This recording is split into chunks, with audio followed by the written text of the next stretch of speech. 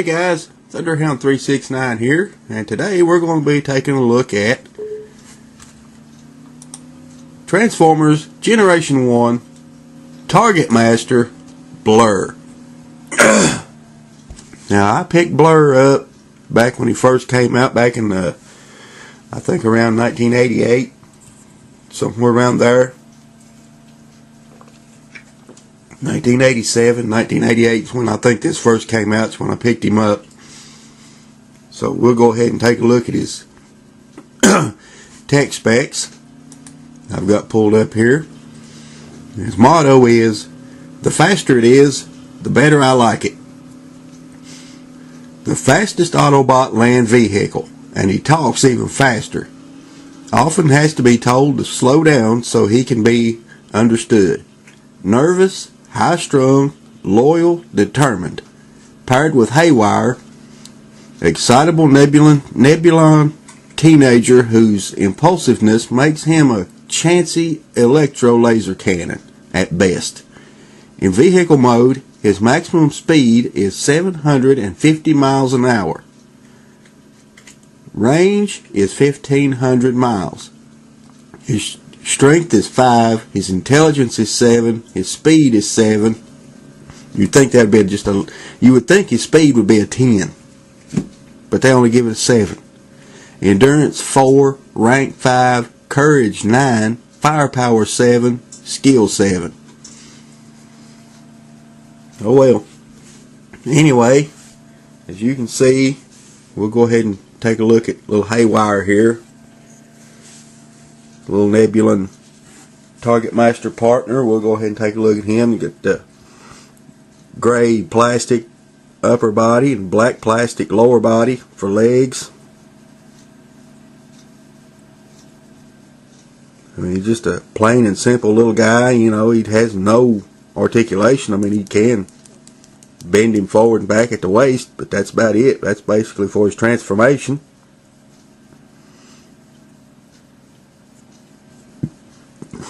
Speaking of his transformation, basically you just fold his legs over. And there you have Haywire in his electro laser cannon mode.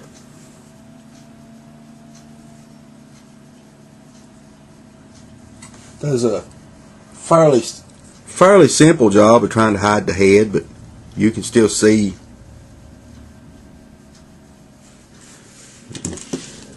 his cannon does mount just up here, just in front of the windshield, on front of Blurr.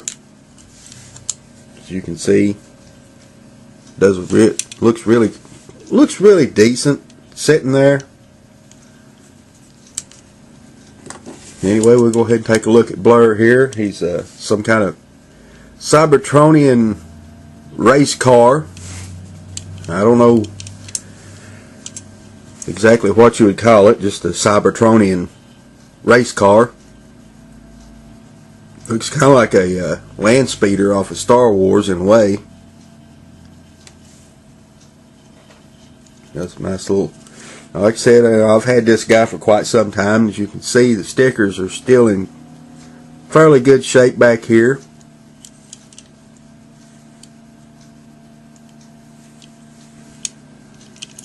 And like I said, you know, since this is my original, it doesn't have a whole lot of play wire, because mostly all I've done was just buy it, transform him a few times, put him up on the shelf. I mean, you can see not a lot of scratches in this guy.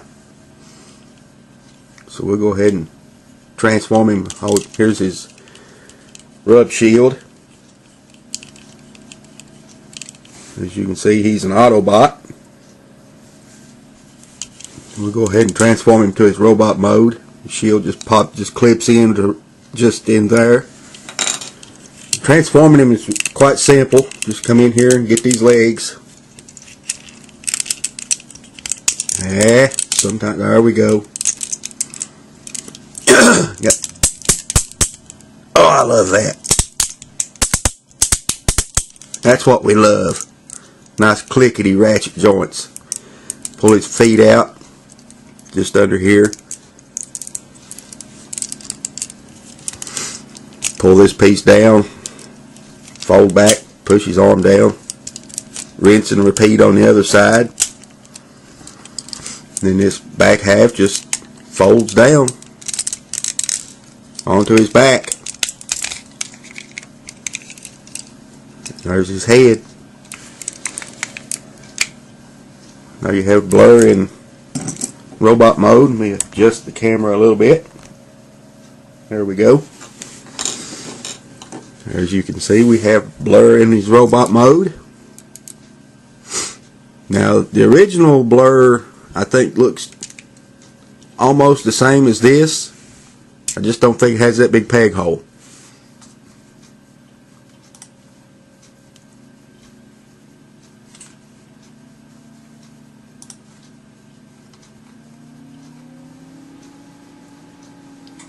But we can find out real quick the differences.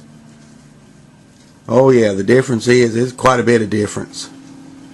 The original does not have that peg hole. Looks like his head may be slightly smaller, a little bit darker color. But anyway, we're concentrating on this one. As you can see, I love the blue on this guy. And as you can see, I'm not very talented at putting stickers on. I got them crooked as crap. Never was too good at that. Backpack's just a little bit loose.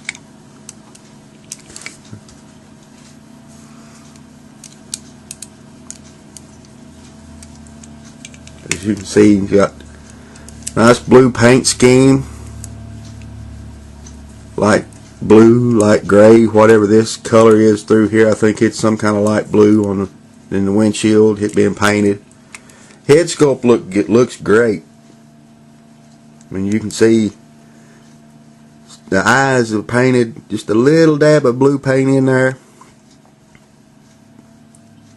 I love this little wind vane up on top of his head, looks pretty cool. You can see it has hardly no articulation. His head won't move, but it will go. He can say yes, yes, yes, yes, yes, yes, master, yes. That's about the only thing he can do is say yes. His articulation, arms will go full 360. No elbows, no wrist, no waist. Legs will bend just a little bit at the waist, but they do get hindered by the backpack, so you can move the backpack on back, take his legs on back. And he does have a knee joint, which is something you very rarely get out of a G-1 figure.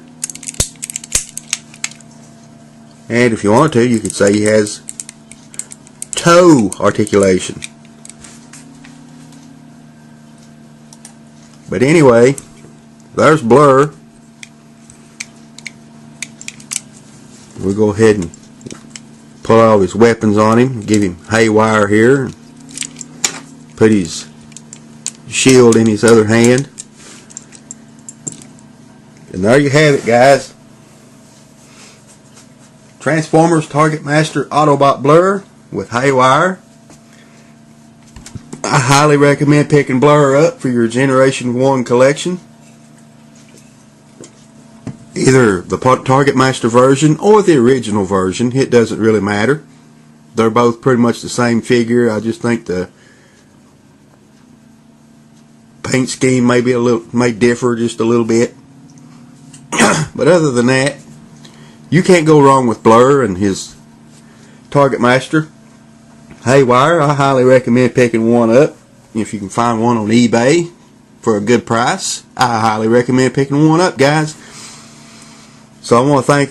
So there's my look at Transformers Targetmaster Autobot Blurr with Targetmaster Nebulan partner Haywire. I hope everybody's enjoyed the video. Thanks for watching. I'm Thunderhound369. Until next time, guys, I'm out of here. See y'all.